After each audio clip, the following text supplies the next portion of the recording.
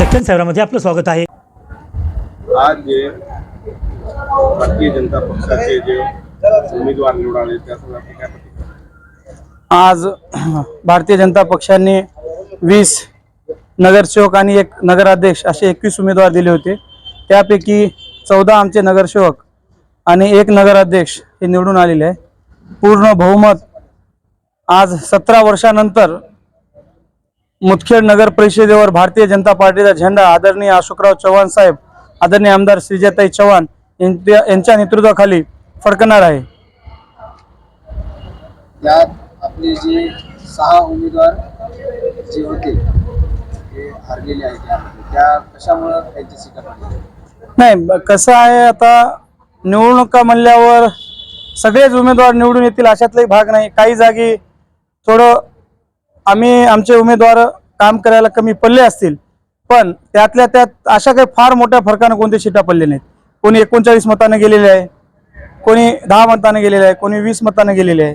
आपण बघू शकता, लोकांनी भारतीय जनता पार्टीला मुदखेड नगर परिषदेमध्ये सगळ्यात मोठा पक्षचं स्थान दिले। आमचा नगराध्यक्ष 1886 मताने आलेला आहे। हे फार मोठा भाव आहे। एकेकाळी आपण इथं बघितले गेले की मागं 17 वर्षाखाली रामचौधरी साहेबांकडे नगरपालिका होती भारतीय जनता पार्टीची। नंतर काही काळ आम्ही काँग्रेसमध्ये असताना ते आमच्याकडे ठेवली होती आणि साहेब भाजपमध्ये गेल्यानंतर पहिल्यांदाच मुदखेड नगर परिषद भारतीय जनता पार्टीचा झेंडा फडकणार आहे। धन्यवाद। 2 एमआयएमच्या सीटा आल्या तिथं, त्या जागचा प्रभाव कसा होता? ज्या जागी एमआयएमची सीटा आले त्या जागी 1786 मतदान मुस्लिम समाजाचा होता, हिंदू समाज 300 मतदान होता। आणि स्वाभाविक आहे की तुम्ही एमआयएमचे बघले असतील, त्यांचे वक्ते कसे आहेत, एक कट्टरपंथीय कसं बोलते तसे ते बोलून ते 2 सीटा त्यांनी तावडीतून आमच्या काढून घेतले त्या शंकाने। त्याच प्रभागामध्ये भारतीय जनता पार्टीला सुद्धा नगराध्यक्षाला 800 मतदान पडलेले, हे फार मोठा भाग आहे। त्या ठिकाणी पुढील निवडणूक कशी लढवणार आहात? आता पुढील निवडणूक आम्ही जे लोक भाजपला माइंड सेटअप केलते की भारतीय जनता पार्टी खाली हिंदू कॅडरवर चलते, आम्ही आज मुदखेडमध्ये दाखवून दिलं भारतीय जनता पार्टी जातीयवादी नसून समाजामध्ये काम करणारी आणि विकासामध्ये काम करणारी पार्टी आहे।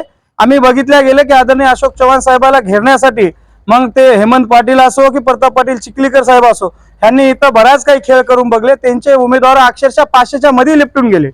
ही आदरणीय अशोक चव्हाण साहेबावर मुस्लिम, हिंदू, एसी प्रत्येक जात त्यांच्यावर काय की भरोसा करते, विश्वास करते, म्हणून आज आमचे 14 सीट प्लस 1 नगराध्यक्ष लागलेले आहेत। धन्यवाद। भारतीय जनता पार्टीचे सर्व दोन्ही उमेदवारला भरून मताने निवडून दिल्याबद्दल मायबाप जनतेचे मनापासून आभार। चव्हाण साहेबांना आमच्यावर विश्वास ठेवून चव्हाण साहेबांचे मनापासून आभार आणि चव्हाण आमदार यांचे सुद्धा आभार।